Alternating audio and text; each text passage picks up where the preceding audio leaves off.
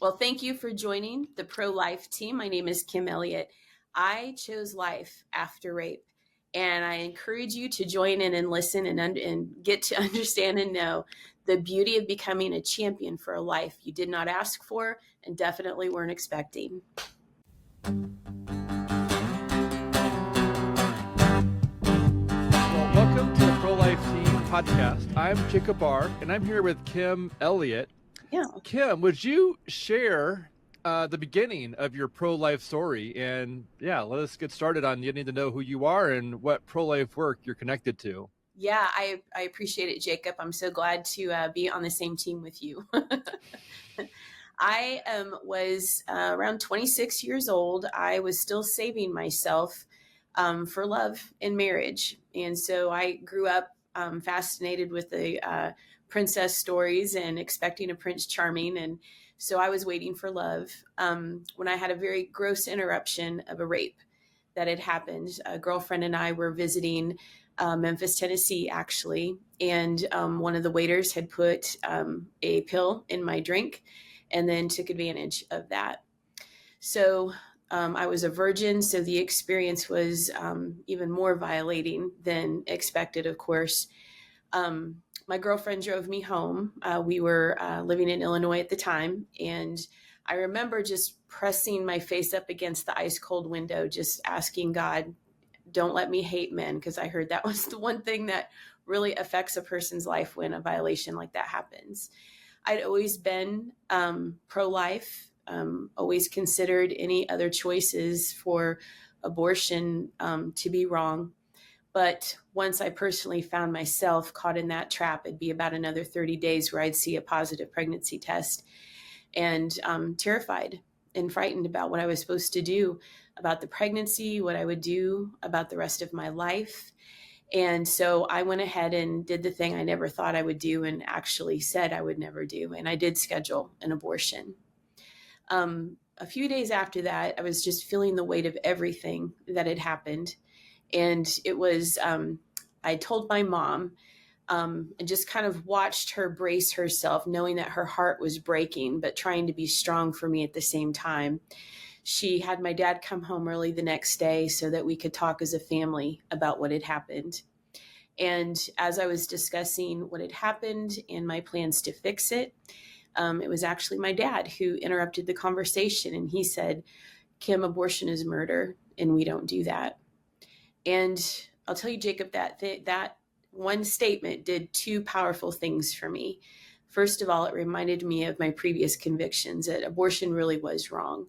But the second thing it did for me was it helped me to see that I was no longer alone now in my circumstances. I wasn't going to be alone in the decisions moving forward.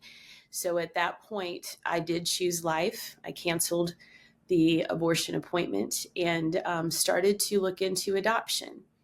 And so that's kind of where it started. So that's where it started. You let me know how much farther. No, that's good.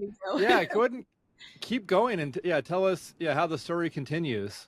Yeah, we had gone through that. Was actually my first visit to a crisis pregnancy center. They were actually kind of new. This was back in the 90s, so there wasn't a lot of them, but my town did have one, very discreet, no billboards, no signs, just a quiet little storefront office. And the sweetest lady met me at the door and sat me down, and I told her that, I had already chosen life. I was considering adoption, and she wasn't quite sure what to do with me because it appeared as though she wasn't used to that people would be, moving forward with life and looking into adoption. So she was able to give me a file of families, and everybody sounded great, which actually made it a very hard decision again to try to figure out who is going to raise this baby, who's my first baby. And that was actually the family that I chose.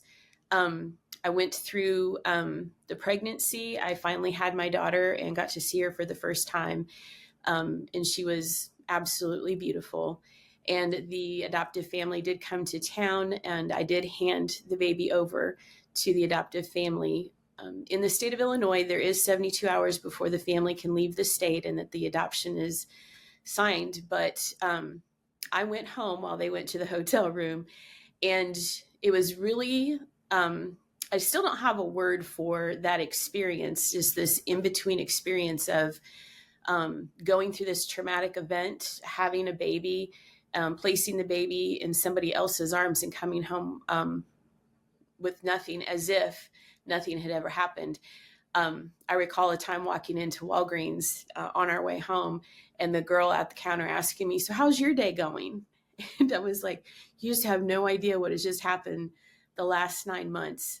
Not that I Mm. expected her to, but it was a very bizarre place to be in your thoughts. And went home, and just kind of found myself kind of zoning out a lot that first day, and then that night just not being able to sleep. And I think that I was really just trying to figure out what I was supposed to do with the rest of my life, because I didn't get my life back after I placed my baby. The truth was I wasn't going to be able to get it back. I was only going to get it redeemed. At that point, I had learned that my mom was in the next room, in her room with my dad, and she was praying, and she was just crying out to the Lord, saying that she really wanted to go get that baby back. And the Lord did speak to her heart through prayer, and He said, "She's still yours." So she came in the next morning, and she told me that if I were to change my mind, that she would stay home and watch the baby while I worked. And it just opened another door of possibility. So my dad opened the first door to life. Adoption seemed to be the route, and I think it really bought me a lot of time to catch up with what happened. But by the time my mom walks in, she opens up another door of possibility. And the first thing I did was call a really close friend who was a single mom of twin boys. And I thought, there can't be any more of a challenge than twin boys who are 2 years old. So tell me everything hard about being a single parent. And there was nothing that she could say to change my mind. So my brother had just moved out 2 weeks before. My parents still had my baby bed from when I was little, and we did a makeshift nursery in our home. And I went to go retrieve my daughter, and I brought her home, and I just have not had a regret since. Wow. Yeah. So, yeah. So, with you sharing this story, well, here and sharing it before, where do you see God's fingerprints, or where do you, what are where are God's fingerprints in this story, and how did God answer prayer, as you in your story? I think that initially it was just a prayer of help, and He was bringing that through relationship with my parents. And then He was bringing it through relationships at church, of which I was not involved with at the time. But in a crisis like this, I can recall the reviewing adoptive parents, and my heart just longing for this baby to make sure that she knows Jesus. Where can I place her in a home where she's going to come to know Jesus for herself? And that was the first time that I realized what I was encountering was something that I also wanted other people to encounter, starting with my daughter. That was one of the fingerprints that happened. The option to actually get my life back, because I thought that's what I wanted. So for those 24 hours, I was back where I started. And I was not the same person. I was somebody's mom. So it was a completely different experience. So I think even in that, in God's providence, in that was this space of time for me to catch up with what I really wanted. And then the very fact that He was answering prayers, He answered it for my mother when I did change my mind. I had no idea how many people had been praying around us, hoping and praying that I would change my mind. So there was a celebration happening around me. And you just don't know. This would be early 90s, exactly where everybody's minds are in that kind of circumstance and situation. And so my church that I ended up going to actually questioned whether they should throw a baby shower or not. And that was one of the God fingerprints too, where it's like, no, she chose life. We're going to celebrate the choice. We're going to celebrate the life. And from that point forward, they were extended family to the two of us as I raised her. So that's more than a fingerprint. I call those big arms. Yeah. Oh, that's good. Yeah. Um, so would you recount your story, but with a unique layer? Would you list out the things that you're grateful for that Oh, you experienced in your story? So maybe just like almost like a bullet point list of things that you are thankful for as you think through things. Yeah, so thankful for the truth that abortion is murder. So thankful that my dad told me the truth. So thankful that my parents supported me in the decisions. I mean, it was just as hard for them, honestly, as it was for me because I was their baby and I'm walking through this. So incredibly grateful for every compassionate face that I met, friends that would come out of the woodwork and support, and for God to be answering all those prayers. And then once becoming her mom, finding that support through the church. Just so grateful for a church that not only embraced my choice, but now embraced a lifestyle that actually needed them probably more than your normal family. Grateful for all of those things, and then in addition, watching her grow up and getting married herself. And now she's provided the joy times three of three grandsons. So the list goes on and on and on. I could probably take an hour letting you No, know that's good. all the incredible Yeah. things. And there's the verse about, whenever there's to not have anxiety and to with thankfulness to be, to prayer or lift your petitions. And so I think it's really good just to, list out. I find listing out the things that I'm thankful for can help. It pairs really well with high anxiety stories, Sure. as a way of, pairing well with prayer. Um, and so how might you encourage a PHC? Oops, one second, turn my phone off. Sorry. Let me just. Here we go. What? How might you encourage a PHC director, a pregnancy clinic director, in 2025? Mm. What are your thoughts are about encouraging? Like, what would you like to say to a PHC director somewhere in the country working to help women today, just like you were helped in Yeah. the 90s? Yeah. I think they're doing a fantastic job, first of all, and let them know kudos to them. And I know that the pressure is a lot. And I believe they probably completely understand the reward to life. The biggest thing, which I understand, is a lot of the reasons why women will choose abortion in any circumstances because they're alone.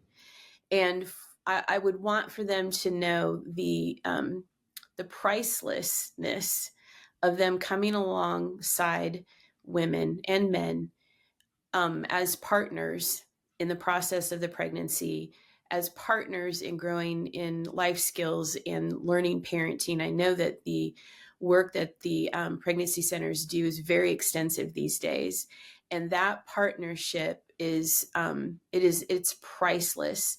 And I would just want them to know, there's great value beyond, than they could probably understand.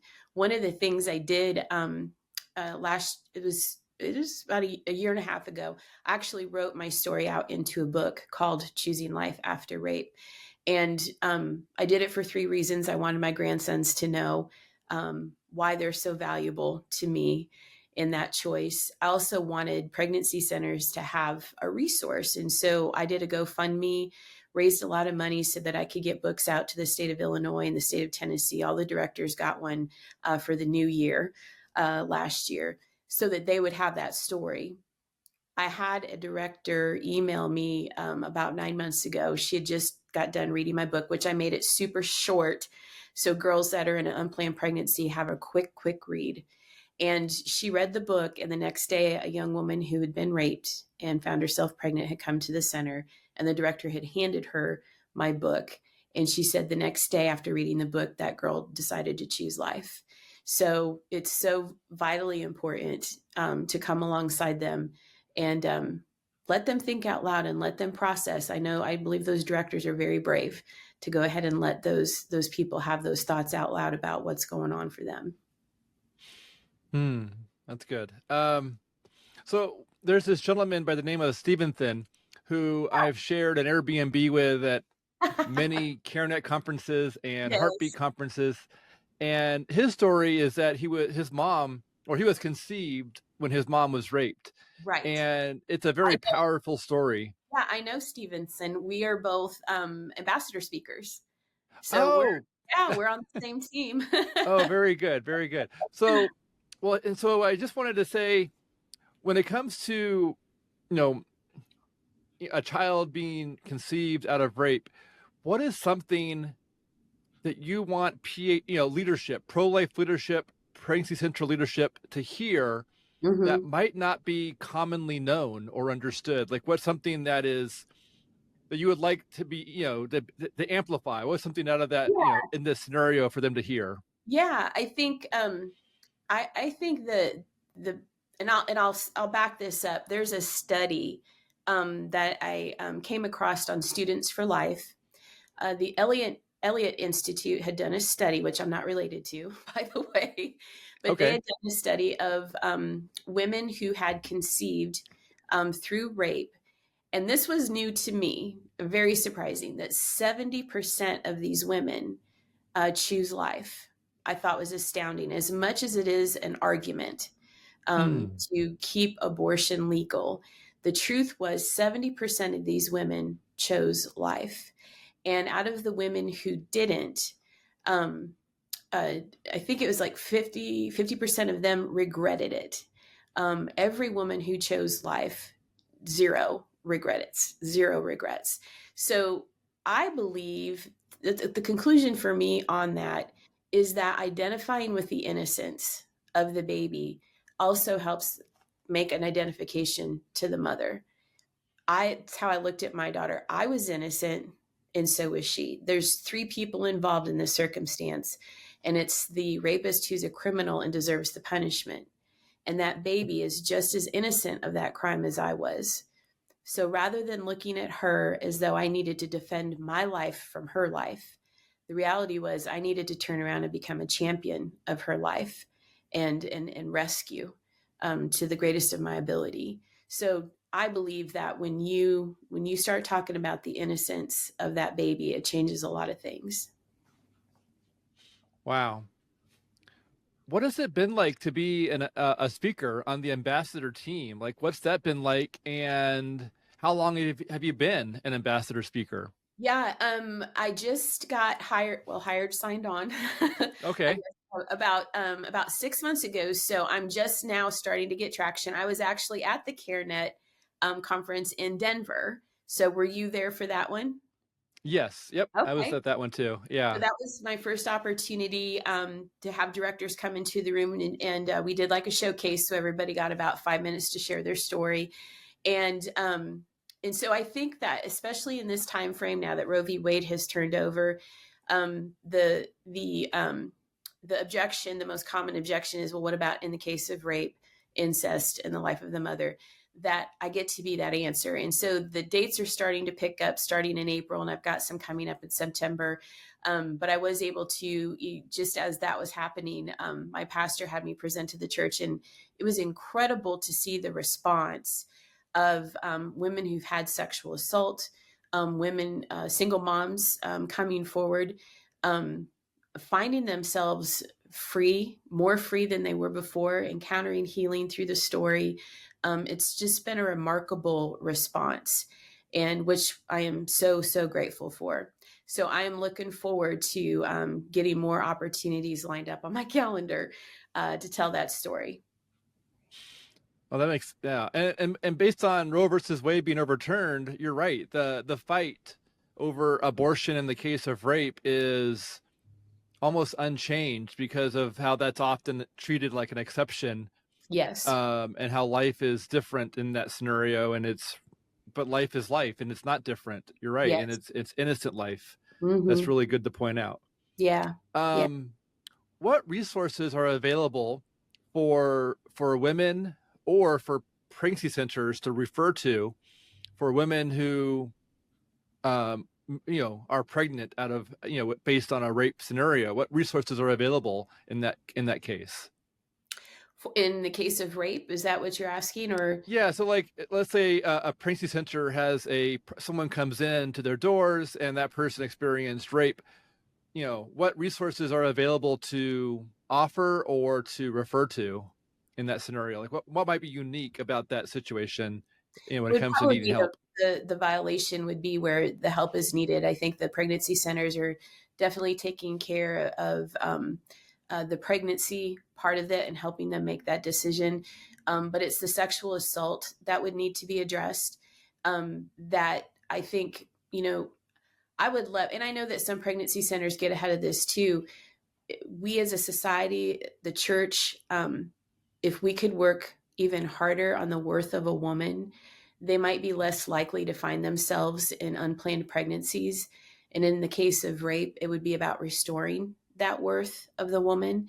And so I would love to see those things implemented more, but definitely getting them in touch with professionals, counselors that understand how to help these women heal from a sexual assault.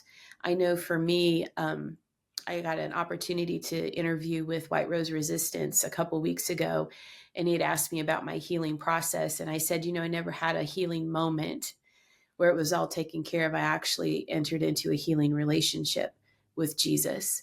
And so I find that that's the key answer, is to come into a relationship with Christ and allow his love to now, overcome the assault and grow in that is the best healing I know.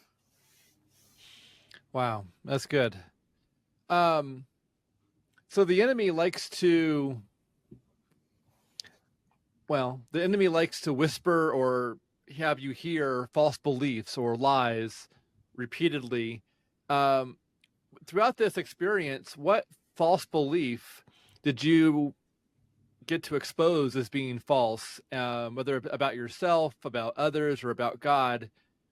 And then, based on this really, based on the rape or this negative, very difficult event, what That false belief was overcome? Yeah, that I think one of the things is, and this would be one of the arguments out there, is that I would look at my daughter and be re-traumatized every time I saw her or thought about her, as though the rape would Yeah. happen all over again. And when again you establish the innocence and find out that that we're the same, when it comes to the crime, we're just as innocent. That it was never, ever, ever true. And I think because I started from that place of innocence, I never had a traumatic experience in relationship with my daughter. She was always a joy. The fact that the stigma might work on her was something that I was very careful of, in helping her to understand that her worth and her value is not related to the violation at all, that she was actually a rewarding consequence of my choice. And so I always was able to make that separation happen. And she actually grew up with so much self-worth. It's hilarious. I don't know how it happened. I'm like, you did way better than I did. But to the point that we giggle that we call her my trophy daughter, because I made the choice for life. It's a Hmm. celebration. And I'll tell you too, Jacob, that the healing um, has been so complete that I literally had to, because I wanted to remember when my daughter came to earth, when she came to be. I wanted to remember her conception, that I had to count back to the days where I saw it happen, because it was an Easter weekend. That's all I could remember, was an Easter weekend. Of course, the date changes all the time. Okay. But I put the reminder in my phone because I don't have a traumatic remembrance or experience anymore when Easter Mm. comes around. I have a remembrance of a rewarding consequence of choosing life. That's how complete the healing can be. Wow, that's so beautiful. How, it feels like you have so much truth and goodness that you're pulling from. Um, yeah. Wow. So what? Let me think. What is? Have you, when it comes to these ambassador events, when you go and speak at a conference, what's some of the? I mean, not a conference, at a gala or some kind of event, a Yeah, banquet. Yeah. yeah. What's when people talk to you afterwards? Have you heard people that have said, "I've gone through this, and I need to," did you help spur people towards seeking healing Yes, based on? Okay, will yes, you yes. talk about that for a little bit? Mm-hmm. Yes. So I have had people approach me, and letting me know, and sometimes it's the first time they've ever revealed it, and it's such a tender, tender, tender moment, and to be able to, I think that if they are able to see um, the healing in front of them, which is my own experience, that encourages the hope to go ahead and let me know, voice that out loud. And I had a woman approach me once and said that, she's sorry that she's crying, because she thought she was over it. And I thought, how it's okay to cry, because that's the value that was lost is worth the tears. It doesn't mean you haven't been healed. And so there is a lot of opportunities to speak to healing, to speak to the pace of healing. It doesn't happen in an instant. Like I explained, it's in a relationship with Jesus. You give it to him and he's going to pace that out for you in a way that you can actually walk through it and receive well. Another response that I get that I appreciate so much is that for the first time, people feel like they have a um, real story to tell as they're going back to their jobs or back to their schools, back into their communities when they get into a conversation about the objections. And so when that objection comes up, everybody's sympathy fills in and they're like, yeah, I don't know what to say about that. But when they hear my story, they feel like they're equipped, that they're like, hey, I heard this story. I read this book. There's victory here. There's life here, and it's rewarding. And so that's been a real blessing as well to get that kind of response. Wow. It feels like what you're empowering people to do is to rewrite the narrative from a shame voice into a voice of And being a champion. a champion's Yeah. voice. Yeah. Yeah. That I think, and then that's huge. Like it's literally just flipping the narrative with like putting your eyes on Jesus instead of your eyes on, the ground. Yes. Yes. 100%. Yes. That's fun. Wow. That is. Yeah, Yeah. you're encouraging people to lift up their Yeah. eyes and find Jesus to replace the shame. Mm-hmm. That's rich. Yeah. Well, so before we close in prayer, I'll ask you to pray at the end. Yeah. What's some final thoughts you'd like to share with those who are listening that I didn't ask you about? I was thinking the other day how rewarding my life has been, even though it started at such a disadvantage. And single parenting is not an easy thing to do. So the dependence on other people in the church was always there. The love story that I had hoped for, I still got, and that nothing once it's given to God, he turns it all the way around, and it becomes such a source of life to other people, a real source of courage to other people. And these grandkids are just, I didn't know what a sweet reward that would be. I definitely wasn't thinking about grandchildren when I was choosing life, but now that I have them, I just can't get enough of them, and it's an incredible place to be. There does not have to be an ounce of regret when you choose life after rape, not an ounce. Wow. How cool. Your story is like literally a story of choosing to become a champion and gives people hope to find healing in their own story. Yes. That's exciting. Yes. Well, thank you so much, Kim, for Yeah. being on this podcast. Would you wrap up our podcast with a prayer with the expectation that those who are listening will participate in the Yes. prayer as they're listening? Yes. Father, I just want to thank you so much. First of all, thank you for Jacob and the work that he's doing, the fight that he stepped into. It's so great to meet another member of the team. And thank you for the audience who listens in, eager to hear, to know, and to understand how to be equipped for this narrative. As Jacob said, I am asking for your spirit of wisdom, revelation, knowledge, and insight to rest upon every director, upon every listener, to get a glimpse of the champion story, the healing story. The truth is that when we are choosing life, you yourself said you are the life. When we are choosing life, we are choosing you, we are choosing your ways. And I ask that you would just assure every listener that you will meet every single need in word and deed. Amen.